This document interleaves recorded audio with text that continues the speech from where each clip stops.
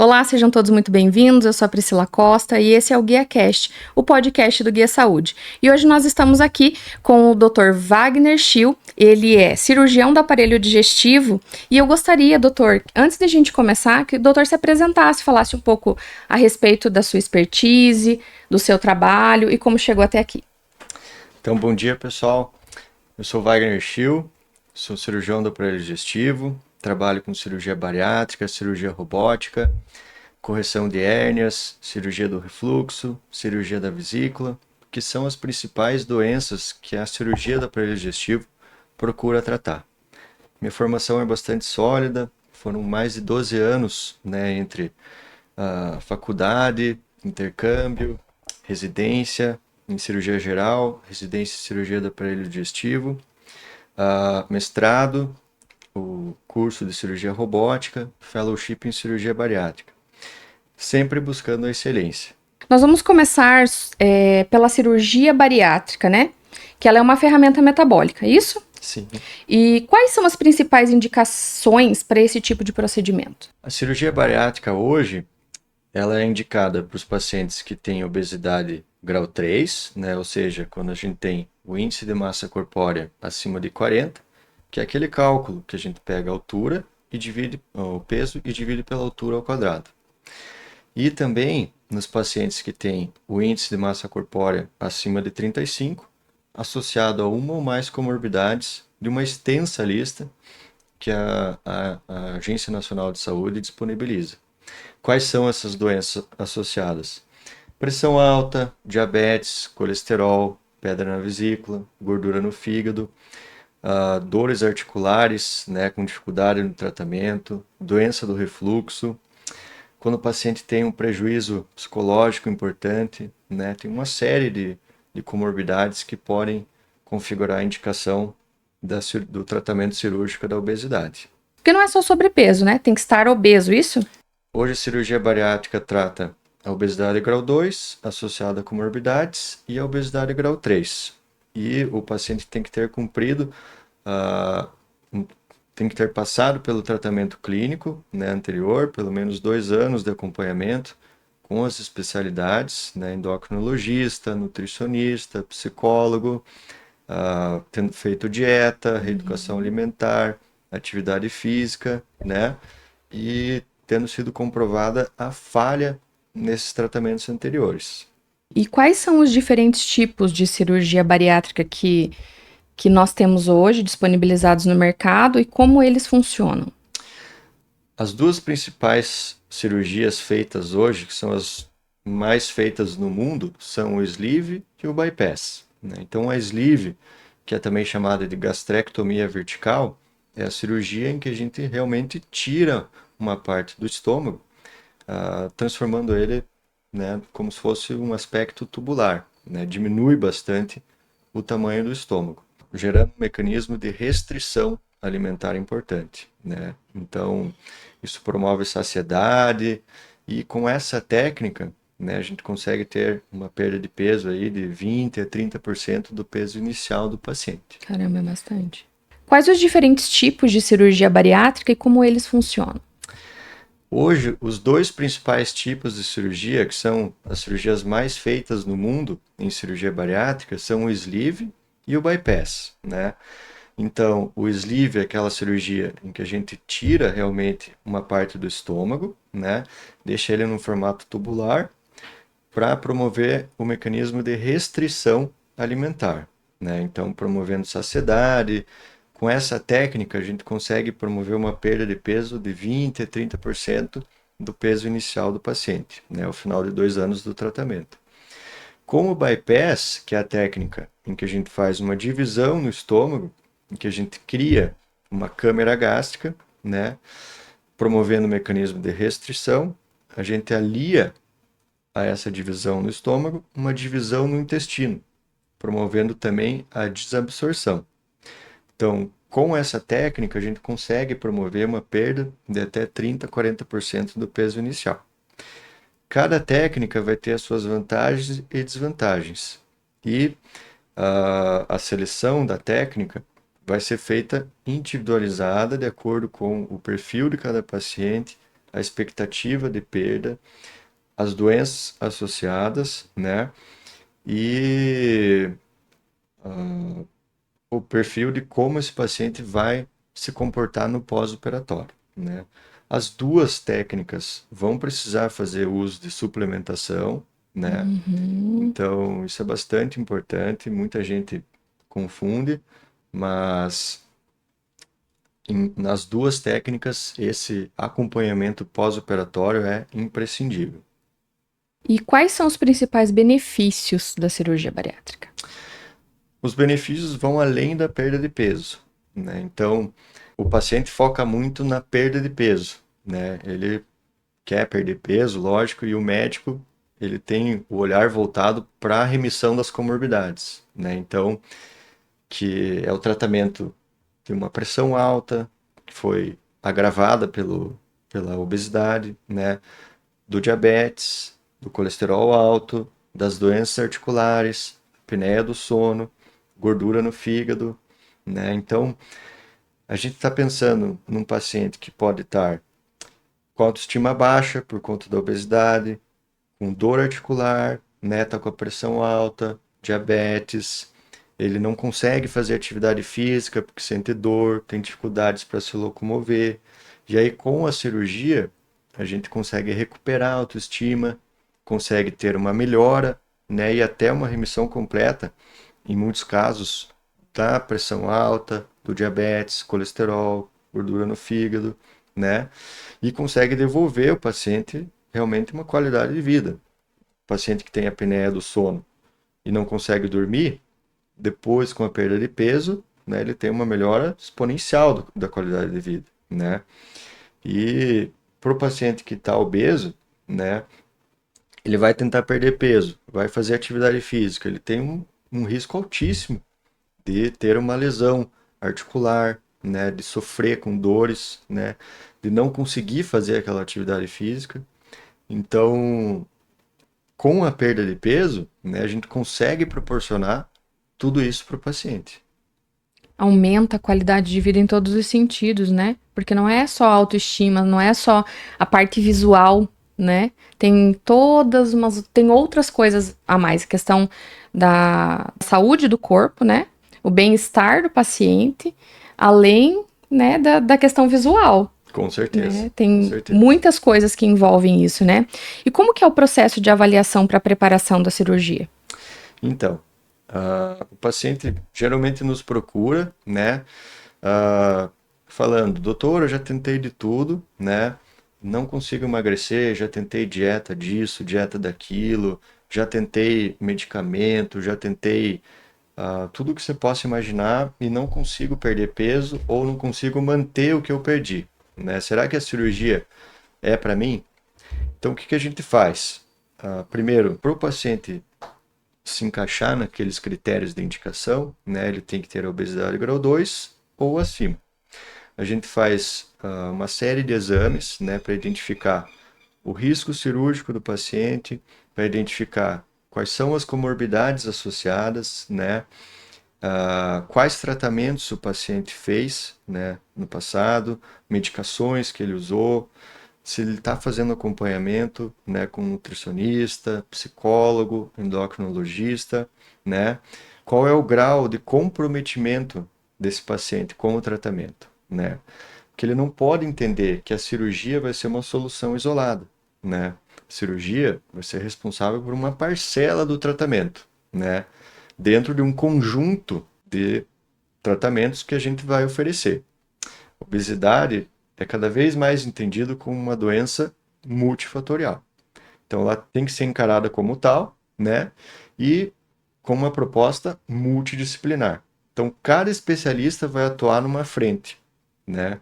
Para proporcionar os melhores resultados, né? No emagrecimento, tá? Então o paciente primeiro tem que entender que ele vai ter que fazer dieta, reeducação alimentar, atividade física, acompanhamento no pré, no pós, né, pelo resto da vida, né? Então, a cirurgia não é uma solução isolada, né? Então, o paciente que foi submetido à cirurgia, ele tem que manter esse acompanhamento. Falando dessa equipe multidisciplinar, quem seriam esses profissionais que acompanham todo esse processo? Como é e qual é a importância dessa equipe? Uhum. Como a obesidade é uma doença multifatorial, né, ela precisa ser tratada por uma equipe multidisciplinar, que vai envolver um endocrinologista, né, uma nutricionista, psicóloga, muitas vezes um educador físico, um médico do esporte, cardiologista, né, que vão auxiliar o paciente nesse processo de perda de peso. Eu gosto de conversar bastante com os pacientes que, mesmo aqueles que não têm a indicação para a cirurgia bariátrica, que façam esse acompanhamento, né? Para que tenha os melhores resultados, né? Porque não adianta ele focar só na dieta ou só na atividade física, né? Ele tem que ter uma visão completa, né, do problema. E para os pacientes que vão ser submetidos, que têm indicação, né? Eu gosto que eles façam esse acompanhamento também, não só porque é necessário, né, para ele poder ser submetido à cirurgia, mas quanto mais ele investir no pré-operatório, melhor vai ser a recuperação na cirurgia e os resultados após, né? É diferente você operar um paciente de 140 quilos de um paciente de 120 quilos, né? Então, aquele paciente que começou o processo de perda de peso, se dedicou antes da cirurgia, perdeu peso, né? Ele vai ter uma evolução muito melhor, né? Então, é errado a gente pensar que, vou fazer a cirurgia, então vou descuidar da dieta, né? Que depois da cirurgia não vou conseguir comer nada. Completamente errado, né? Obesidade é uma doença inflamatória crônica, né? Então, com a perda de peso que ele tem ali no pré-operatório, ele já vai ter uma melhora, né? Ele vai ser outro paciente, né? Então, vai diminuir a obesidade, a gordura visceral, né? Vai diminuir a inflamação sistêmica. Então, ele vai ter uma recuperação muito melhor, né? Uhum. Então, para todos os pacientes que estão acima do peso, estando obesos ou não, estando com indicação de cirurgia ou não, né? E tem o desejo de perder peso, né, eu encaminho para a equipe multidisciplinar, né, para fazer esse acompanhamento e perder peso de maneira saudável. Entendi. Então, existe uma preparação antes, né, com essa equipe, para entender toda a questão psicológica, fisiológica, antes da cirurgia. Não é simplesmente o paciente chegar lá e falar, quero fazer a cirurgia, vai lá e faz a cirurgia e resolvi meu problema de peso. Não é Não, assim que funciona, não, né? não, até porque se fosse feita dessa forma, né, a chance de falha no tratamento é altíssima, né, de ter um reganho de peso no futuro, mudanças comportamentais, né. Então, esse acompanhamento é imprescindível, né. O paciente precisa entender essa mudança no padrão alimentar, esse comprometimento que ele vai ter, né, para abraçar essa nova chance. Sim. E sobre o pós-operatório, como ele é, né? E como é o processo a longo prazo? O pós-operatório, ele tende a ser mais chatinho nos primeiros 30 dias, que é realmente onde o paciente tem que passar por aquela mudança, aquela adaptação em um novo padrão alimentar, né? Então ele vai ficar ali alguns dias na dieta líquida, bem fracionada, né? Tomando em pequenas alíquotas, né? Só líquido e geralmente alguns pacientes costumam ter náusea, né, na primeira semana, costuma ter a sensação de estufamento, né, cólicas, e com o passar do tempo ele vai aumentando a quantidade, vai espaçando o intervalo entre as refeições, né? E aí a dificuldade passa a ser, eu não estou conseguindo comer arroz, por exemplo, não estou conseguindo comer carne, né? O paciente pode até acabar se frustrando, né, em alguns momentos. Mas a gente vê que, né, na grande maioria dos pacientes, eles, depois de um certo tempo, eles se adaptam completamente, conseguem comer de tudo sem problema nenhum, né? E a principal restrição no pós-operatório é quanto a erguer peso, né? Então o paciente não pode erguer peso, né, ali por 30 dias depois da cirurgia. Quanto à atividade física, a gente costuma liberar 30 dias para fazer, né, uma caminhada na esteira, 45 dias natação, hidroginástica e 60 dias está liberado para voltar para academia, crossfit, o que for, né? Então, a gente está falando de uma cirurgia que o paciente, respeitando ali a adequação alimentar, né, ele vai poder caminhar, vai poder descer e subir escada, fazer as principais atividades, né, desde que não erga peso. O legal é que mesmo aqueles pacientes que passam por dificuldades nas primeiras semanas, depois de alguns meses eles falam, nossa, por que que eu não fiz antes? Porque realmente aquele paciente que está dormindo melhor, aquele paciente que está com menos dificuldades de locomoção, né, que está com uma qualidade de vida melhor. Então, é muito legal ver essa evolução dos pacientes durante o pós-operatório. E tem casos de reganho de peso no processo? Tem casos. Principalmente nos pacientes que entendem a cirurgia como uma solução isolada, não fazem o acompanhamento no pós-operatório, né? Então, depois de um certo tempo, né, o paciente ele se adapta àquela nova rotina, ele consegue a, comer sem restrições ali, né? E se ele não tiver o acompanhamento, né, não fizer aquele cuidado pós-operatório, ele tem uma chance de ter um reganho de peso. A cirurgia digestiva ela abrange o tratamento de diversas doenças do aparelho digestivo, certo? Correto. Quais são algumas das condições mais comuns que podem requerer intervenção cirúrgica nesse processo? Perfeito.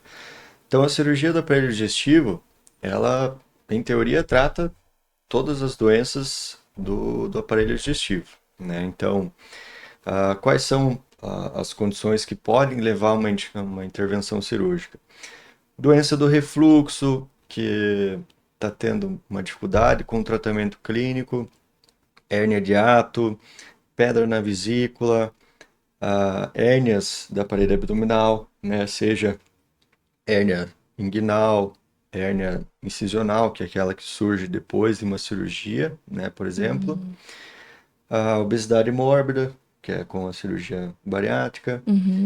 Tumores, né, tumor de cólon, tumor de estômago, tumor de pâncreas, né, tumor de fígado, vias biliares, tumor de esôfago, né? Então, são algumas das condições que a cirurgia procura tratar. E quais são os avanços nas técnicas cirúrgicas digestivas hoje? Hoje a gente fica bastante entusiasmado com as cirurgias minimamente invasivas, né, que são a cirurgia laparoscópica e a cirurgia robótica, né, que está cada vez mais se popularizando, né, e veio para ficar, né? Então, ela tem um ganho na precisão, né, impressionante, e com a cirurgia robótica a gente consegue fazer os movimentos cirúrgicos com muita precisão, né? E ela também permite algumas vantagens que a cirurgia laparoscópica não consegue trazer, né? Ela tem uma ampliação da imagem maior, ela tem uma nitidez de imagem maior, né? Ela tem alguns recursos extras também, e ela permite, por exemplo, que a gente inverta a imagem e opere como se a gente estivesse vendo de cabeça para baixo, né? 180 graus e fazendo a cirurgia normalmente, como se tivesse sem essa alteração, né? Coisa que na cirurgia laparoscópica não é possível. Então, hoje em dia os avanços estão voltados para a cirurgia robótica, né? Eu procuro comparar com os carros, né? Se você pegar um carro do começo dos anos 2000, ele tinha poucos recursos, né? Hoje em dia, se você for comprar um carro, ele vai ter ali freio ABS, vai ter controle de tração, de estabilidade, vai ter direção hidráulica. Então, é mais ou menos a cirurgia robótica, né, ela tem todos esses recursos que vão permitir uma maior precisão, E ela é menos invasiva.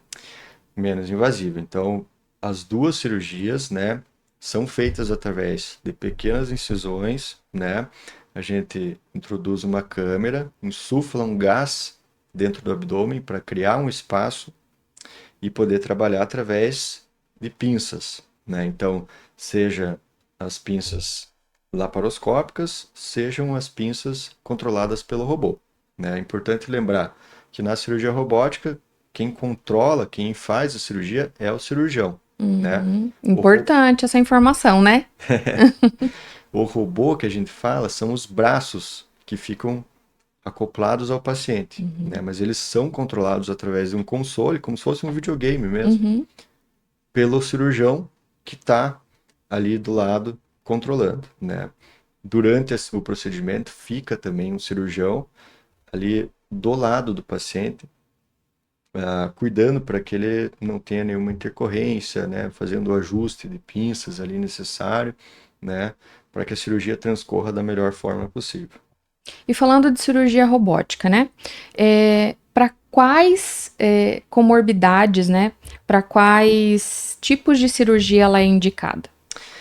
Você pode indicar a cirurgia robótica para basicamente qualquer cirurgia do aparelho digestivo, né? Então, você pode fazer cirurgia da vesícula, do refluxo, de hérnias, né? Tumores em geral, né?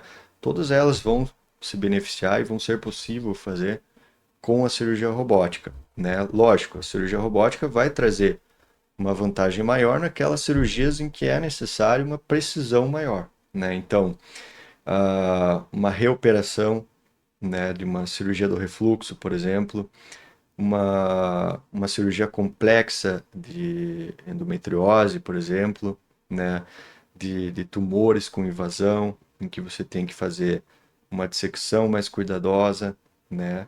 Então, naqueles casos em que você precisa de uma precisão maior, a cirurgia robótica vai ainda melhor.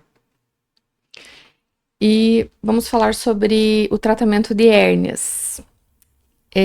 Quais são os tipos mais comuns de hérnias abdominais? Perfeito. Então, as hérnias mais comuns são as hérnias do umbigo, né? As hérnias da virilha, que são as hérnias inguinais, né? E as hérnias incisionais, que são aquelas que surgem depois de uma cirurgia, por exemplo, né? Então você tem aquele aumento de volume, né? Na região do umbigo, que é a hérnia umbilical, ou na virilha, que pode ser a hérnia inguinal, né? Ou em um local em que você já tenha uma cicatriz antiga de uma cirurgia, né? Que é a hérnia incisional. E ela é sempre, a cirurgia é sempre indicada para esses casos?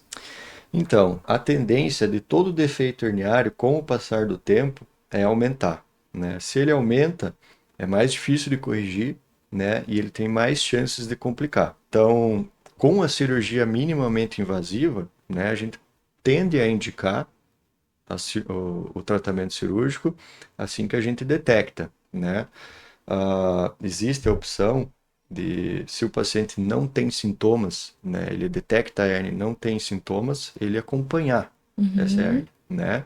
Mas sabendo que ele pode corrigir esse problema com uma técnica minimamente invasiva e poupar a ele problemas no futuro. Quais são as cirurgias indicadas nesse caso? Então, a cirurgia pode ser feita por via aberta, né? Por via laparoscópica, que é a cirurgia por vídeo, e por robótica, né? Como que a gente escolhe qual técnica? Vai depender do tamanho da hérnia, né? Da, da parede abdominal do paciente, da presença ou não de cirurgias prévias, né? E da necessidade de colocar uma tela, por exemplo, né? E hoje em dia a gente fala muito também sobre a cirurgia da diástase, né? Que é aquele afastamento do músculo reto E abdominal. hoje em dia estão fazendo muito essa cirurgia, né? Sim. Dessa correção. Aham. Quando a gente faz essa correção, a gente sempre procura tentar fazer de maneira minimamente invasiva, né? Então, o que vai ditar a técnica que vai ser utilizada tem que ser de acordo com a avaliação individual de cada paciente. E como é o pós-operatório dessa cirurgia de hérnia e os cuidados que o paciente precisa ter? Perfeito. Então, independente da via de cirurgia, a principal restrição vai ser não erguer peso, né? Então, no caso das cirurgias de hérnia, a gente gosta de deixar por um tempo maior, né? Então, 2, 3 meses sem erguer peso, né? Alguns casos mais complexos, né? Recuperação, hérnias muito volumosas, a gente acaba orientando até mais, né? E além dessa restrição de não erguer peso, muitas vezes se usa uma faixa, né, para diminuir a formação de seroma. Algumas medidas, né, dependendo do grau de restrição de locomoção do paciente, para evitar trombose, né, no intraoperatório e no pós-operatório, né, como injeções anticoagulantes, a gente usa meias compressivas, né, às vezes botas pneumáticas. Então, é um paciente que, da mesma maneira da cirurgia bariátrica, vai poder retornar às suas atividades, né, desde que não erga peso, né? E se for da maneira minimamente invasiva, ele vai ter aí um retorno ainda mais precoce às atividades habituais. E nós temos algumas perguntas de pacientes, nós recebemos aqui de alguns ouvintes. Vamos começar pela pergunta da Ana. Tenho obesidade e diabetes. Quando a cirurgia bariátrica é realmente indicada? Bom dia, Ana. Obrigado pela participação. Então, a obesidade grau 2, né, associada ao diabetes, com falha no tratamento clínico, configura a indicação cirúrgica. Então, se você dividir o teu peso pela tua altura ao quadrado, né, e esse índice der acima de 35, né, você tiver diabetes, mais a falha nos tratamentos clínicos, você pode sim ser uma candidata ao tratamento cirúrgico. E o João também pergunta assim: fui diagnosticado com cálculos na vesícula. A cirurgia é sempre necessária? Legal. Então, assim, João, a ideia da cirurgia da vesícula hoje, né, com as cirurgias minimamente invasivas, é muitas vezes a gente evitar complicações, né? Então, qual a chance de você ter problemas com os cálculos na vesícula, né? Pode ser que nunca te dê problema, mas pode ser que te dê problema quando você tiver com seus 80 anos, uma saúde mais fragilizada, né? Quais são esses problemas? Colecistite aguda, que é a inflamação aguda da vesícula, né? Você pode ter a migração de um cálculo que entope a via biliar, né? E aí precisa fazer um procedimento adicional para tratar essa condição. E a pancreatite aguda, que é sempre grave, né? Então, a gente tem uma cirurgia que é provavelmente a cirurgia do aparelho digestivo que a gente mais realiza no mundo, né? Que permite alta no mesmo dia, na maioria das vezes, né? Que é muito mais simples quando ela é feita de maneira eletiva do que no contexto de uma emergência, né? E que pode evitar todas essas complicações, né? Então, de maneira geral, quando a gente detecta as pedras na vesícula, né? A gente pode decidir com o paciente, né? Optar por fazer esse tratamento, né? A rigor, se o paciente não tiver sentindo dor, aquela dor depois da alimentação, aquela cólica depois da alimentação que pode estar relacionada às pedras na vesícula, né? Ele pode fazer o acompanhamento, né, e optar por não operar. Mas caso, né, ele opte por fazer o tratamento cirúrgico, ele vai estar prevenindo aí aquelas possíveis complicações. E, doutor, uma curiosidade minha. O que gera esse cálculo na vesícula? Essas pedras, né? Então, são vários fatores, né? Então, são vários os fatores que podem tornar a vesícula doente, fazendo com que forme cálculos, né, que são as pedras. Então, tabagismo, né, alguns fatores como perda de peso, até a perda de peso do pós-bariátrica, né, gera uma saturação da metabolização do colesterol, né? Então, você pode ter a formação de cálculos no pós-operatório de cirurgia bariátrica e emagrecimento como um todo, né? Paciente que perde peso demais, até com as medicações para perda de peso, as canetas emagrecedoras, né? Sexo feminino é um fator de risco, né? fatores hormonais, então obesidade também. Então são diversos fatores de risco para a formação de pedras. Olha só. E a Carla nos pergunta assim: tenho uma hérnia inguinal que me incomoda. A cirurgia robótica seria uma boa opção para mim? Não só seria uma boa opção, Carla, como seria a melhor opção, né? Então, ah, como eu falei, a cirurgia robótica vai trazer uma precisão maior, né? Uma cirurgia minimamente invasiva, né? Que vai permitir um retorno precoce às suas atividades, né? E com uma precisão e eficácia ímpares, né? Então, é a melhor opção. E agora vamos para os mitos e verdades sobre a cirurgia do aparelho digestivo, doutor. Vamos esclarecer algumas dúvidas comuns sobre a cirurgia digestiva. É verdade que a cirurgia bariátrica é apenas uma plástica para emagrecer? Não. Ela não deve ser vista como uma cirurgia estética, né? Então, a cirurgia bariátrica, ela trata a obesidade e suas complicações, né? Então, obesidade, complicações e doenças associadas, né? O ganho estético não é o enfoque da cirurgia, né?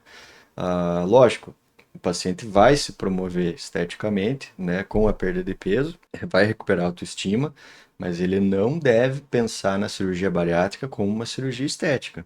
A cirurgia bariátrica é uma cirurgia de grande porte, né, que tem risco de complicações. O que acontece? Como ela é feita, né, em alta escala, com um índice relativamente baixo de complicações, né, às vezes dá aquela falsa impressão de banalizar a cirurgia.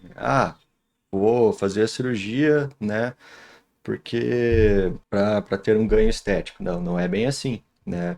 Por isso que tem todo esse controle para selecionar o paciente, né? Tem todo esse preparo pré-operatório para que ele entenda que é uma cirurgia de grande porte, uma cirurgia que vai precisar de comprometimento no pós-operatório, de várias mudanças, né, na rotina do paciente. Entendi. Então é um mito. Sim, sim. É verdade que toda cirurgia de hérnia precisa de um longo período de repouso? É mito ou verdade? É mito. Então, é muito difícil a cirurgia do aparelho digestivo que a gente indique o paciente a ficar parado, né? Então, o repouso que a gente se refere é a restrição de não erguer peso, né? Não fazer esforço excessivo, não erguer peso no pós-operatório, mas em nenhum momento a gente fala para o paciente fique deitado, fique parado, né? A gente estimula que o paciente saia da cama, caminhe, desça, suba a escada, retome as suas atividades, né? Até pelo risco, evitar trombose, né? Evitar embolia pulmonar, né? A gente sabe que o paciente, quanto mais cedo ele retorna à deambulação, às suas atividades, ele vai estimular mais o intestino, vai colocar o corpo para funcionar novamente, mais rápido ele vai entrar no ritmo. Doutor, e para a gente encerrar, qual é a principal mensagem que o doutor quer deixar com relação à sua expertise, com tudo isso que a gente conversou aqui? Se tem alguma coisa que ficou de fora e o doutor gostaria de trazer, né, como uma informação para os nossos ouvintes, fique à vontade. Olha, eu acho que o que eu gostaria que ficasse bem claro é que a obesidade é uma doença multifatorial, né? E ela tem que ser entendida dessa forma, né? Então tem que ser encarada por uma equipe multidisciplinar, né? A cirurgia não é uma solução isolada e também não é um demônio, né? Então, ah, quando tem a indicação cirúrgica, né, o paciente ele vai se beneficiar daquele tratamento, principalmente quando ele tem as doenças associadas, né? Então, ele pode ter um ganho significativo na qualidade de vida, pode ter um ganho significativo na autoestima, né? Nas atividades que ele não conseguia realizar e vai conseguir realizar, né? Até do ponto de vista de prática esportiva, né? Melhora de dores articulares, né? Enfim, Seria essa a mensagem que eu gostaria que ficasse clara. E que hoje em dia a gente procura fazer as cirurgias do aparelho digestivo, né, de maneira cada vez menos invasiva. Então, a cirurgia robótica veio para ficar, né? Então, sempre que possível, né, a gente faz o uso dessa ferramenta. Doutor, muito obrigada por ter aceito o nosso convite para estar aqui. Eu espero que esse episódio tenha sido esclarecedor e nós deixamos aqui sempre a informação de que a busca por um profissional especializado é a melhor escolha. Obrigada.